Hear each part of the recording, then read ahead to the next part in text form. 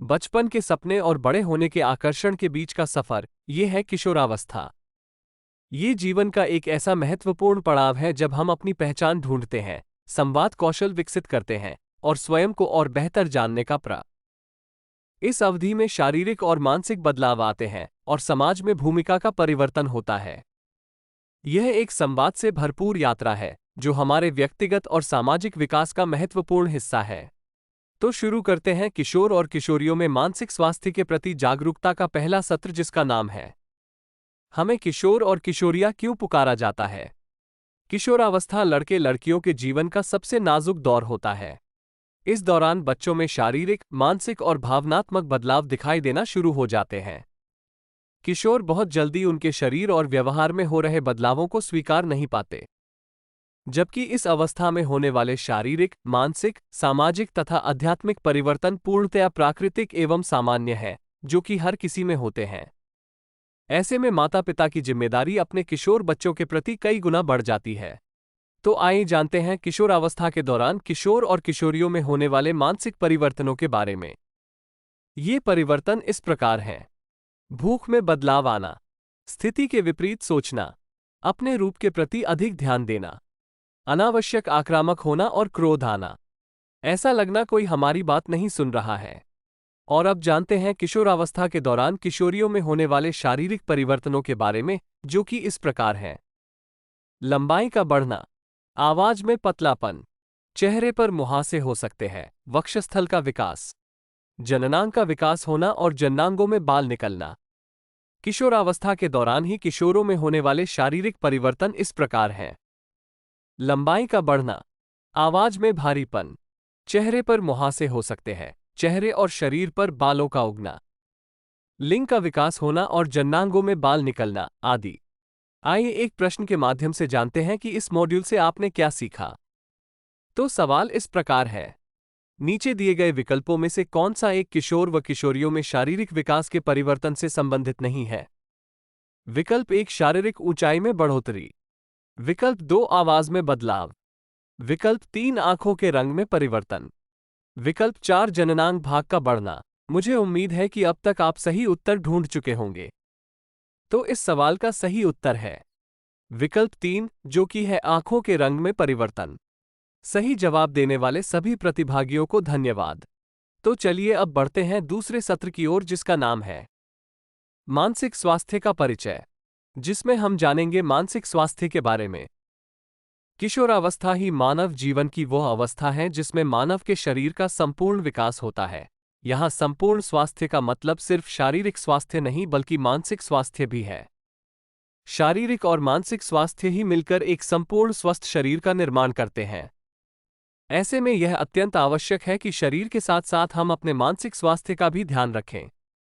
आइए जानते हैं कुछ ऐसे उपायों के बारे में जिससे हम किशोरावस्था में अपने आप को शारीरिक रूप से स्वस्थ रख सकते हैं। ये उपाय हैं जैसे नियमित व्यायाम करना, मैदानी खेल या खेलकूद, नृत्य, अच्छी नींद लेना और अच्छा तथा पौष्टिक भोजन ग्रहण करना आदि। इन कुछ उपायों के द्वारा हम अपने आप को शारीरिक रूप से स्वस्थ रख सकते हैं।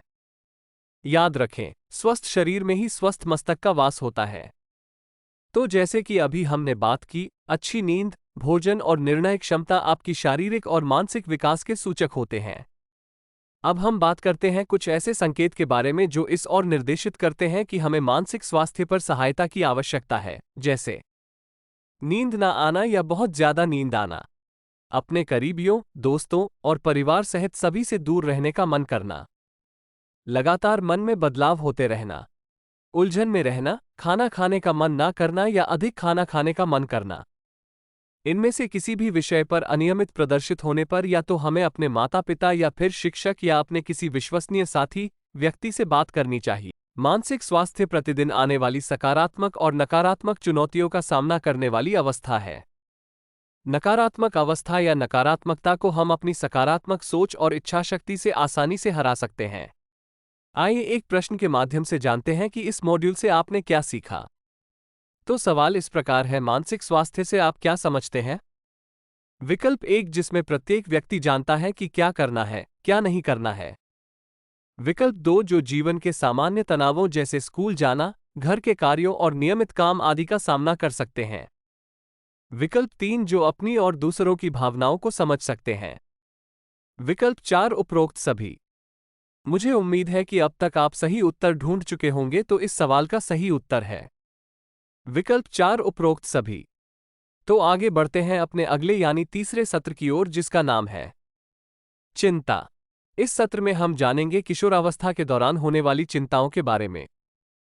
आइए जानते हैं किशोरावस्था के दौरान होने वाली चिंताओं के कुछ मुख्य कारणों के बारे में। ये कारण हो सकते हैं जैसे अपने बच्चों को लेकर चिंतित माता पिता, दिल का टूटना, पारिवारिक समस्याएं, नशीली दवाओं का सेवन आदि। तो आगे बढ़ते हैं और अब बात करते हैं किशोरावस्था के दौरान होने वाली चिंता के कुछ सामान्य लक्षणों के बारे में। ये लक्षण हो सकते हैं जैसे चिंता, अवसाद, तनाव और नशीली दवाओं का सेवन आदि। इस मॉड्यूल में अभी तक हमने बात की है समस्याओं की, तो चलिए अब बात करते हैं समाधान की। यदि आपको लगता है कि इन दिए गए किसी भी कारण में आप फंसे हुए हो या कुछ लक्षण हैं, तो आपको अपने माता पिता, आशा, आंगनबाड़ी, डॉक्टर, एएनएम, शिक्षक या अपने किसी विश्वसनीय साथी व्यक्ति से अपनी समस्या के बारे में खुलकर बात करनी चाहिए। यकीन मानिए, हमें भले ही अपनी समस्या के बारे में इनसे बात करने में डर लगता हो, परंतु ये ही वो लोग हैं जो हमारा भला चाहते हैं और हमारी समस्या का समाधान कर सकते हैं। इसके अलावा किशोरावस्था की मानसिक समस्याओं के समाधान के लिए ध्यान या व्यायाम, अच्छा खाना और अच्छी नींद आपका सबसे बड़ा हथियार है। तो इन चीजों का ध्यान रखें। ये सत्र होता है पूरा और अब है समय सवाल पूछने का। तो सवाल है, चिंता और चिंता के कारण को लेकर आप किससे मदद के लिए संपर्क कर सकते हैं? विकल्प 1, दोस्तों से। विकल्प 2, पड़ोसियों से। विकल्प 3, पुजारी, संतों से। विकल्प 4, एएनएम या डॉक्टर से। मुझे उम्मीद है कि अब तक आप सही उत्तर ढूंढ चुके होंगे, तो इस सवाल का सही उत्तर है विकल्प 4, एएनएम या डॉक्टर से। सही जवाब देने के लिए आप सभी प्रतिभाशाली प्रतिभागियों को धन्यवाद। तो साथियों, अभी तक हमने बात की किशोरावस्था क्या है, इसके दौरान होने वाले शारीरिक, मानसिक, सामाजिक एवं आध्यात्मिक बदलावों के बारे में और किशोरावस्था के दौरान होने वाली मानसिक समस्याओं और उनके समाधानों के बारे में। अब हम बात करेंगे गर्भावस्था के दौरान महिलाओं में होने वाले शारीरिक एवं मानसिक बदलावों के बारे में, इनके कुछ परिणाम, इससे बचाव के कुछ उपायों के बारे में। तो शुरू करते हैं हमारा यह नया मॉड्यूल, जिसका नाम है गर्भवती और स्तनपान करने वाली महिलाओं के लिए मानसिक स्वास्थ्य पर जागरूकता। तो शुरू करते हैं ये समझते हुए कि मातृत्व क्या है और इसकी क्या परिभाषा है। मातृत्व गर्भधारण से लेकर बच्चों को जन्म देने और पालने की स्थिति के सुखद अनुभव की यात्रा को कहा जाता है। हमें ये ध्यान रखना चाहिए कि जब भी कोई महिला गर्भवती होती है, तो उसके साथ ही उसमें बहुत सारे शारीरिक और मानसिक बदलाव होते हैं, जिसके कारण कई बार घर के लोग चिंता करना शुरू कर देते हैं। लेकिन इसमें चिंता की कोई बात नहीं है, क्योंकि इस अवस्था में ऐसा महसूस करना एक सामान्य सी बात है। गर्भावस्था के दौरान होने वाले कुछ मुख्य परिवर्तन इस प्रकार हैं: हृदय गति का बढ़ना, जी मिचलाना या उल्टी आना, वजन का बढ़ना और हार्मोनल परिवर्तन आदि। गर्भावस्था के दौरान गर्भवती में होने वाले ये शारीरिक और मानसिक परिवर्तन उसके लिए आसान नहीं होते हैं। ऐसे में घर के सभी सदस्यों, विशेषकर उसके पति की यह जिम्मेदारी बनती है कि उसे कोई भी शारीरिक या मानसिक परेशानी ना हो। यदि ऐसा होता है, तो इसका सीधा असर न सिर्फ मां के स्वास्थ्य पर, बल्कि होने वाले बच्चे पर भी पड़ता है।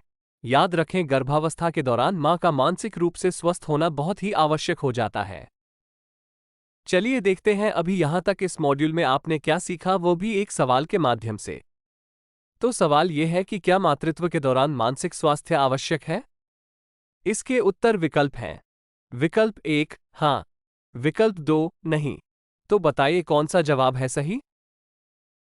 आपने बिल्कुल सही जवाब दिया है। इस सवाल का जवाब है विकल्प 1 यानी हाँ। तो जवाब यह है कि मातृत्व के दौरान मानसिक स्वास्थ्य बहुत ही आवश्यक है। सभी को धन्यवाद। अभी तक हमने समझा कि गर्भावस्था के दौरान गर्भवती मां का मानसिक स्वास्थ्य क्यों आवश्यक है। अब थोड़ा समझने का प्रयास करते हैं कि यदि कोई गर्भवती मां मानसिक समस्या से गुजर रही है, तो उसके क्या गंभीर परिणाम हो सकते हैं, जैसे मानसिक परेशानी, बच्चे को नुकसान का डर, मां और बच्चे के लिए बीमारी का खतरा, प्रतिकूल प्रसवपूर्व वातावरण, बच्चे और मां के बीच भावनात्मक बंधन में कठिनाई और सामाजिक समर्थन या स्वास्थ्य देखभाल खो देने का डर आदि। अब हम बात करेंगे गर्भावस्था के दौरान मां को होने वाले मानसिक तनाव और चिंता से बचाव के कुछ उपायों के बारे में।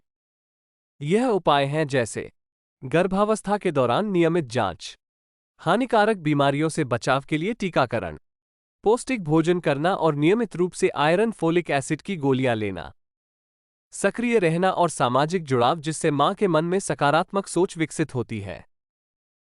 गर्भावस्था के दौरान अगर किसी भी गर्भवती मां को कोई भी शारीरिक या मानसिक परेशानी महसूस होती है तो उसे तुरंत ही आशा ANM या फिर अपने नज़दीकी डॉक्टर से संपर्क करके बिना किसी देरी के मदद लेनी चाहिए। तो दोस्तों, अब बारी है सवाल पूछने की। इस मॉड्यूल का अंतिम सवाल यह है कि क्या नियमित जांच से गर्भावस्था के दौरान किसी भी तरह की जटिलता से बचा जा सकता है? इसके उत्तर विकल्प हैं। विकल्प 1 हाँ, विकल्प 2 नहीं। तो बताइए कौन सा जवाब है सही? आपने बिल्कुल सही जवाब दिया है। इस सवाल का जवाब है विकल्प 1 यानी हाँ। तो जवाब यह है कि नियमित जांच से गर्भावस्था के दौरान किसी भी तरह की जटिलता से बचा जा सकता है। सभी को धन्यवाद। हमेशा याद रखें कि एक शारीरिक एवं मानसिक रूप से स्वस्थ मां ही एक स्वस्थ बच्चे को जन्म देती है। तो हमेशा गर्भवती मां का शारीरिक और मानसिक रूप से ध्यान रखें और उन्हें कोई परेशानी न होने दें। तो दोस्तों, हमारा ये जानकारी से भरा किशोरियों और गर्भवती माताओं के शारीरिक एवं मानसिक स्वास्थ्य से संबंधित मॉड्यूल यहीं समाप्त होता है। जागरूकता के सफर में भाग लेने के लिए आप सभी प्रतिभागियों का बहुत बहुत धन्यवाद। यह मॉड्यूल किशोरियों एवं गर्भवती माताओं के मानसिक स्वास्थ्य के प्रति जागरूकता के लिए SBI कार्ड के पहल प्रोजेक्ट के अंतर्गत Mamta health institute of mother and child द्वारा तैयार किया गया है। धन्यवाद।